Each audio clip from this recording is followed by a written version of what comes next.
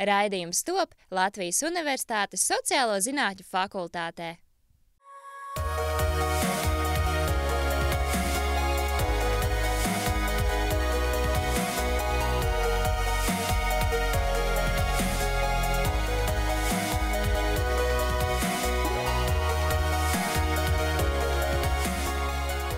Sveiciens visiem gada īsākā mēneša nogalē.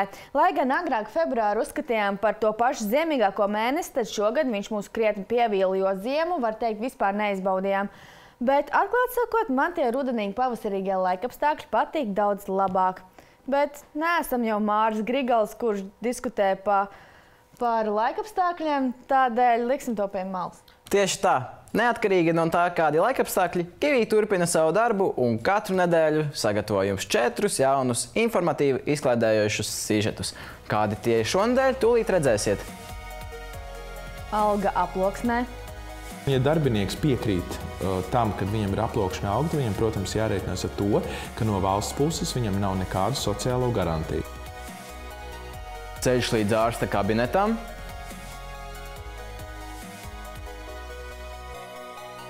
Vai nu tur ir operatori par maz, vai tā visa tā pieteikšanās zvanīšanas sistēma ir nevisai veiksmīgi izvēlēta. Es pieņemu, ka varbūt arī tā ir tā problēma. Kivī Escape Room. Šitā ir Kivī redakcijā cauru gadu zied roza. Personīgi es mācos 3. kursā, un tas nozīmē, ka drīz jau būs jāmeklē darbs attiecīgajā nozarē. Bet tā kā es vēl mācos tikai 2. kursā, tad es parasti piepelnos tikai pa vasarām. Un no savas pieredzes varu teikt, ka dažādos celtniecības uzņēmumos man ir sanācis saņemt algu aploksnē.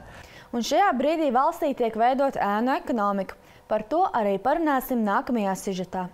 Darba spēka nodokļa sloks Latvijā ir viens no augstākajiem Eiropas Savienībā. Tas ir viens no galvenajiem iemesliem, kāpēc darba devēji izvēlas saviem darbiniekiem maksāt algu aploksnē. Ko zaudē darba ņēmējs, izvēloties saņemt algu aploksnē? Un ar ko jārēķinās, apejot valsts noteiktos nodokļus? Ja darbinieks piekrīt tam, kad viņam ir aploksņa alga, viņam, protams, jārēķinās ar to, ka no valsts puses viņam nav nekādu sociālo garantiju. Viņam netiek uzkrāts pensijas kapitāls, viņam bezdarba gadījumā nepienāks bezdarba pabalsts, jaunās māmiņas nevar cerēt uz māmiņa algām, un būtībā viss sociālās apdrošināšanas pabalstu klāsts tad viņam iet secināt. Aploksņa alga nes sev līdz arī nenoslēgtu darba līgumu ar cilvēku. Bieži vien šie cilvēki tiek nodarbināti bez kādiem oficiāliem dokumentiem. Viņi nav pieņemti darbā. Es aizgāju uz darba pārunām, uz kurām es kandidēju kā sabiedrisko attiecību speciālists. Izturēju 2 kārtas, un es tiku pieņemta. Kad jautāja par to, kāda ir alga, man atbildēja tā mazliet skeptiski, sakot, ka viņi maksā skaidrā naudā katru nedēļu un uz rokas. Darba devēji, kuri piedāvā darbiniekam maksāt algu aploksnē, tas ir ļoti nosodām. Bet tikpat nosodām ir arī tas, ka darbinieki piekrīt šim solim, un iespējams, es domāju, ka pat daudzos gadījumos neapzinoties, ka viņi sev nogriež ar to ļoti būtiskas iespējas. Tas sludinājums bija atrodams Facebook portālā. Sludinājumā netika minēts uzņēmuma nosaukums. Bija tikai minēts iniciāļi, bet tas nemaz nebija patiesais, ko es pēc tam arī uzzināju. Jebkuram ir pieejamas dažādas datu bāzes publiskās, gan valsts ieņēmuma dienesta, gan Latvija LV, kur ir visa informācija par jebkuru cilvēku, kas ir pieejama tikai šim cilvēkam. Es palasīju atsauksmes. Puse bija no uzņēmumiem atsauksmes, kuri ir strādājuši ar šo uzņēmumu, teikuši, ka jā, uzņēmuma īpašnieks ir pats labākais. Ir pateicīgi par sadarbību, klienti nāk, viņu dēļ ir uzlabojies finansiālais stāvoklis, bet bija arī otra puse no darbinieku skatījuma, kas ir iepriekš tur strādājuši, un teica, ka viņš ir cilvēks, kas mānās, kas nemaksā nodokļus, un viņiem pēc tam ir saistības, parāda saistības ar valsts ieņēmuma dienestu. Jāsaka, ka viņi nodara ļaunumu ne tikai šiem cilvēkiem attiecībā uz sociālajiem pakalpojumiem, ko jau es teicu, bet viņi arī savā starpā kropļo šo konkurenci, jo, ja ir 2 blakus esoši uzņēmumi ar līdzīgām precēm vai līdzīgiem pakalpojumiem, Viens godīgi maksā nodokļus un cilvēkiem maksā legālas algas, otrs savukārt maksā aploksņa algas, tad viņš var krietni zemāk šo cenu turēt nekā otrs uzņēmums, un tad tiek izkropļot šī viņa savstarpējā konkurence. Es prasīju, vai nodokļi tiek maksāti pilnīgi godīgi, tāpatās kā ar naudu, ko parasti pārskaita uz kontišacijām. Viņi tiek noskaitīti tikai mazliet savādākā veidā, un kad es prasīju, kādā veidā, viņš īsti neizplūda sīkumos, tikai pateica, ka tiek maksāti un viss. Un tas bija gala lēmums, kāpēc es teicu, ka es tur neiešu, jo tur nav līdz galam viss godīgi. Šajā gadījumā, protams, ka nevar būt nauda, kas ir alga un nodokļi no kaut kādas citas naudas. Darba likums un visi normatīvi akti, kas attiecas uz šo jautājumu, nosaka, ka ir jābūt konkrētai darba algai, no kuras tiek maksāti nodokļi. Nolēmām noskaidrot, vai iespējams darba devēju pierunāt maksāt algu aploksnē pat netiekoties. Portālā SSLV izvēlējāmies 5 nejaušus sludinājumus. Labdien! Es zvanu saistībā ar vakanci jūsu uzņēmumā.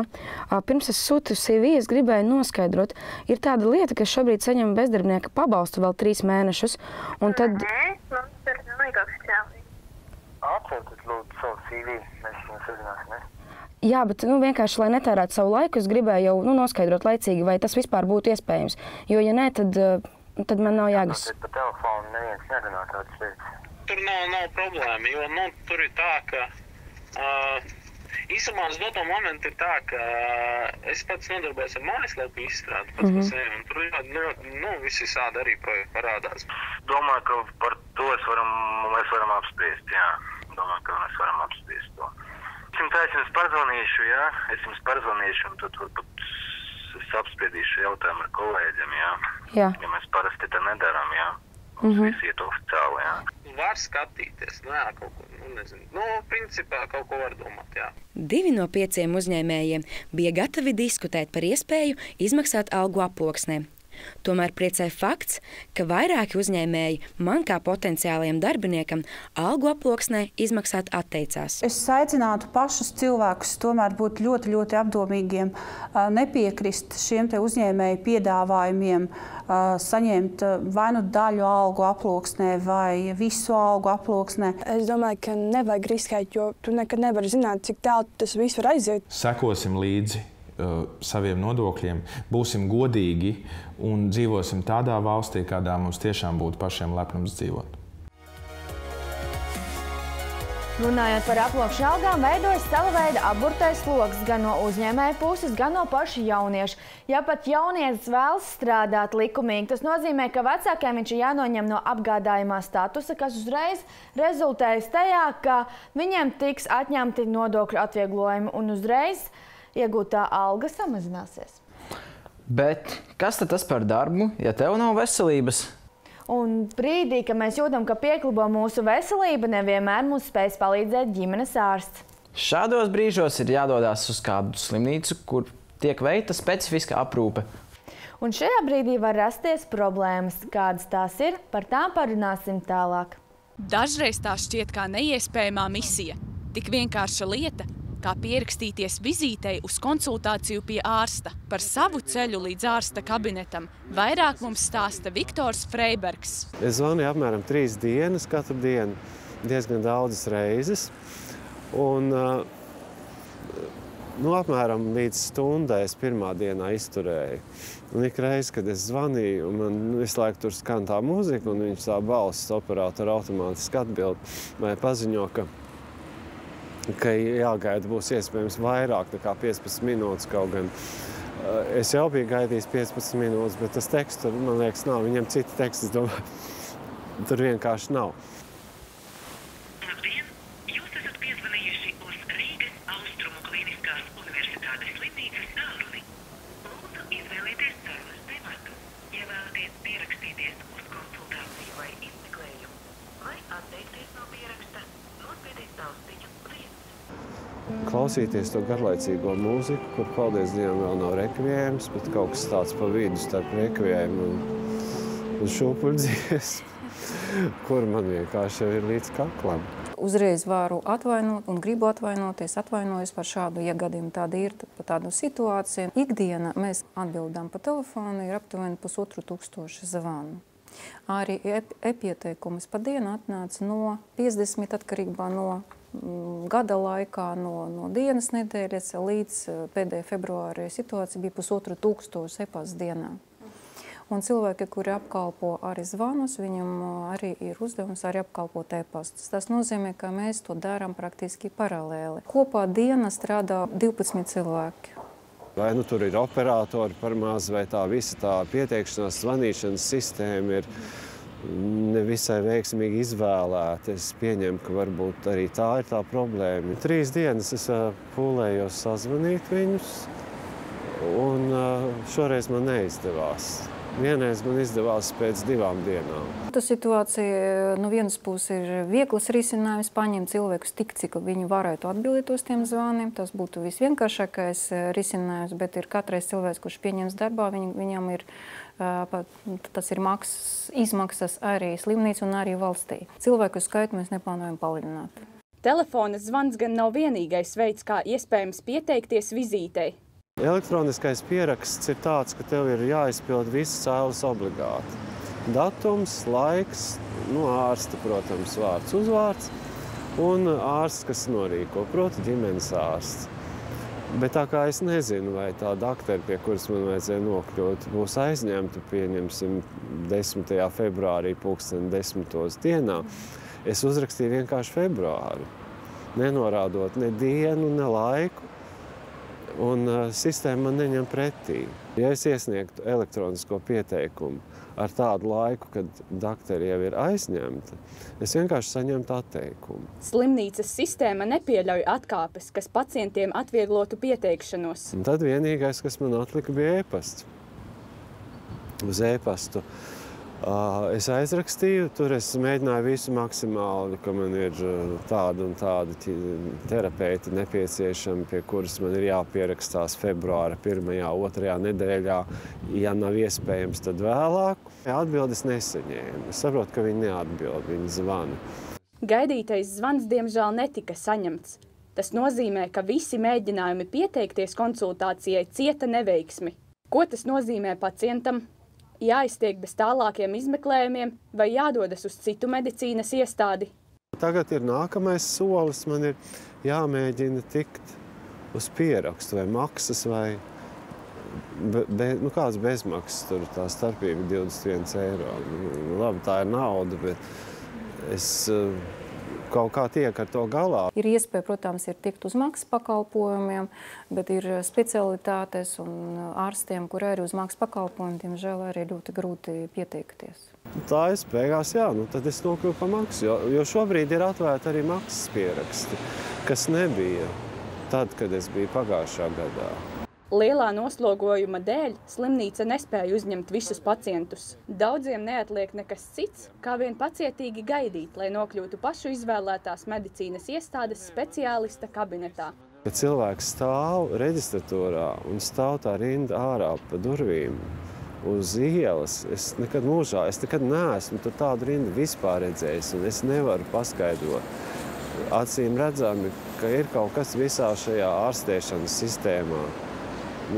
Šobrīd sagājas greizi. Tāpēc es arī drusciņ tā kā jaunieši saka, uzvilkos, jo man šķiet, tā absurditāte man iedzen tādā, ne jau izmisumā, bet padara to par tādu melnu komēdiju, visu to staigāšanu reizē. Kad tu tiec pie tā ārsta, tur viss it kā notiek un nav problēma. Bet līdz tam tikt ir, tur ir jāpārvar. Tur ir trejdeviņas zemes, tur ne tikai trejdeviņas, tur vēl vairāk. Bet tie mani piedzīvojumi, kas gan jau turpināsies, tā kā mēs varētu seriālu drīz te taisīt. Manuprāt, mūsdienās viennozīmīgi cilvēkiem, kuriem ir labi paziņas vai jebkādi sakari medicīnas nozarē, tad viņiem šajā ziņā iet krietni vieglāk, jo, manuprāt, mūsdienās blata sistēma strādā tieši tāpat kā agrāk. Pilnībā piekrītu, bet tagad pievērsīsimies izklaidē. Bērnībā es ļoti labi atceros, kā es ar lielu sajūsmu gāju inboxā, lai spēlētu dažādas simulācijas spēlītes. Bet mūsdienās aizvien populārāk sāk palikt šīs simulācijas spēlītes pārnest realitātē un tā kā spēlēt pašiem uz savas ādas. Un lielisks piemērs ir Escape Room. Tāpēc Kiwi komanda izveidoja paši savu Kiwi Escape Roomu. Virtuālajā vidē ir pieejamas vairākas spēles, kuru uzdevums ir izkļūt no konkrētām telpām un vietām, bet tas nebūtu nav tik vienkārši, jo tajās jāveic dažādi uzdevumi. Jau 2 gadus šādas izklaides iespējas ir arī Latvijā. Tagad ik viens var uzzināt, vai viņa spēkos būtu paveikt šādus uzdevumus, bet nu jau reālajā vidē. Lai izprastu, kā tiek veidotas šādas spēles, satikām Igoru, kurš mums pastāstīja par to, cik grūti ir veikt šādus uzdevumus. Cik uzdevumi parasti ir vienā spēlē? Apmēram 15. Vairāk darīt nekādas jēgas nav, jo vajag paspēt vienkārši 1 stundu izdarīt. Un mazāk arī nav, jo tātad būs pamaz, viņu var ātri atrisināt, un ja tie būs mazi, bet sarežģīti, arī būs neinteresanti. Tātad apmēram 15 ideāli, jā. Vai arī kādi, pieņemsim, kas atnāk un nevar iziet istabu, un kas tad notiek, ja, pieņemsim, kādu uzdevumu nevar izpildīt? Kā spēlētāji grib. Mēs varam pastāstīt, ko darīt tālāk, vienkārši parādīt, jā. Vai viņi var pienākt pie mums otru reizi, nākamreiz, jā, un vienkārši to visu padarīt līdz galam, jā, paši. Idejas mums ir apkārt, jā, filmas, interneta, grāmatas, spēles. Un kā jums šķiet, vai no mūsu Kiwi telpas arī varētu izveidot šādu tipu istabu? Jā, šeit var. Tā kā Igors ir šādu istabu izveidas eksperts, viņš mums palīdzēja ar idejām, kā varētu pārveidot mūsu pašu Kiwi telpas par escape room. Lai spēle sākas!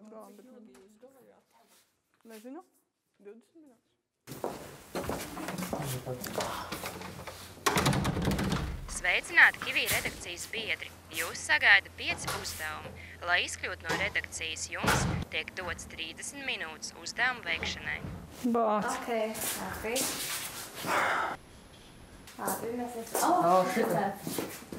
Ja aizver uz durvis, atveras loks. Ko tas nozīmē? Mums jāver varā loks. Mēs nekad netiksim ārā, nu. Varbūt vienkārši ir jāattais. Bet kas tad notiks? Nekas nemainīsies.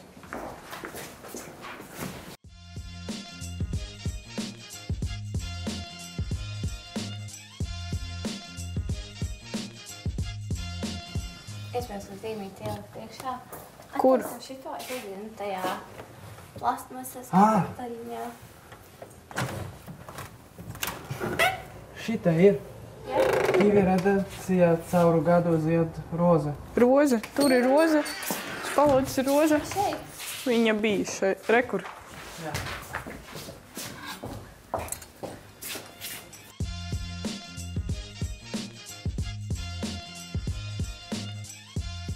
Latviešu valodas alfabētā 33 burti.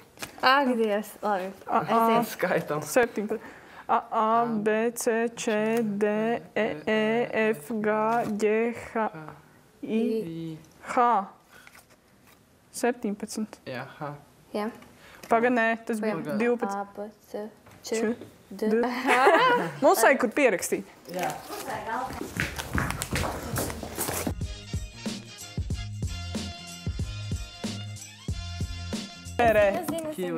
Pārbaudīsim 25, 33, 32, 31, 30, 29, 28, 27, 26, 25. Un aiziet 2 pēdējais. 7, jā. Ķīvere. Jā,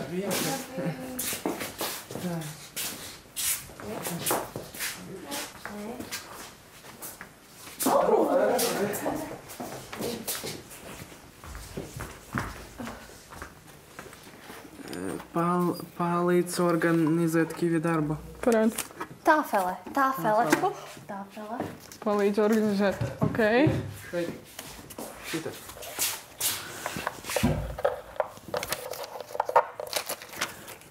Man noskaidrot pēdējo pavadienu, jums ir jāsastāda 7 ciparu kombinācija, kuras pirmā puse veido Kiwi redakcijas numurs.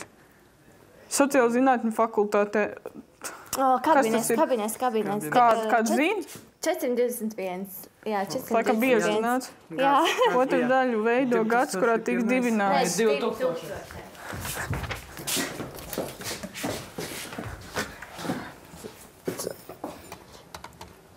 Jā. Un tālāk kas? Pagā. Kaut kam jābūt. Nē, nu, pavadiens. Pavadiens. Nē, tur ir. Atslēga ir ģitarā. Es redzēju, kur ģitarā.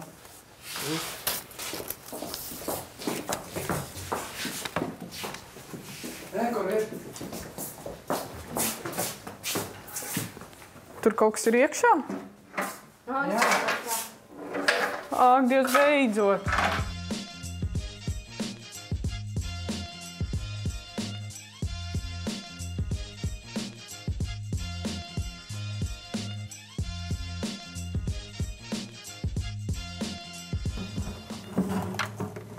Yes!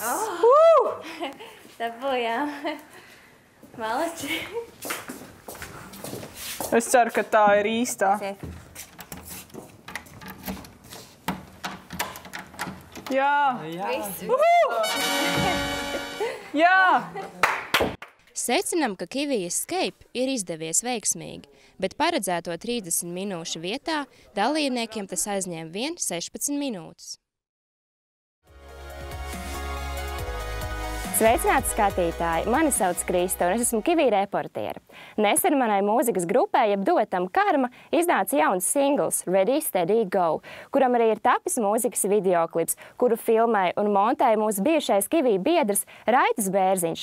Tagad mēs šo video nododam jūsu vērtējumam, ceram, ka jums patiks, un ja jūs vēlaties to noskatīties atkārtot, tad droši dodaties uz YouTube, un tur jūs to varēsiet redzēt.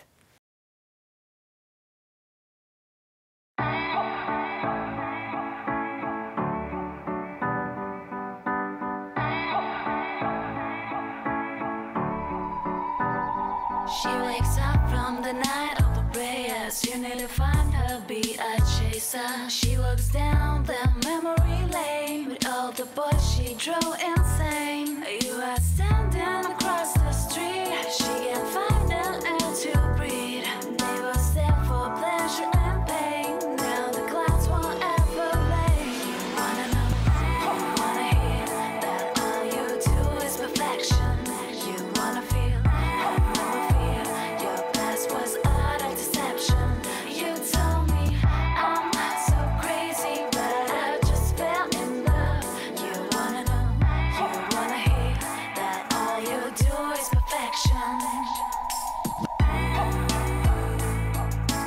Ready, steady, go, perfection. Ready, steady, go,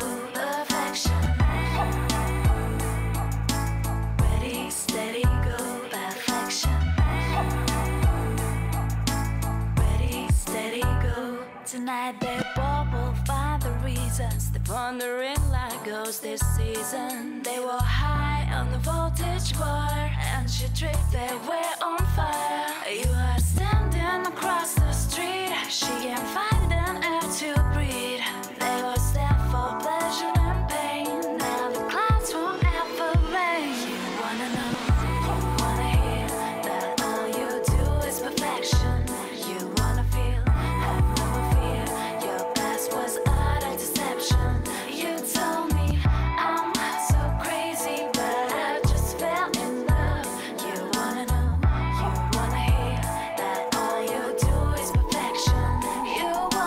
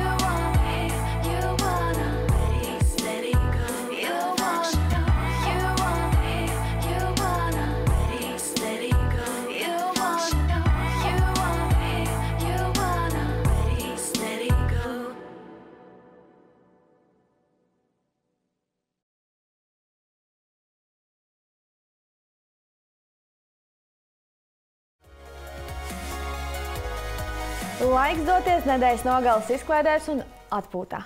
Tāpēc šonedēļ atkal mēs no jums atvedamies. Ar jums kopā bija Ričards un Simona. Un tiekamies jau nākamnedēļ. Čau! Visu labi!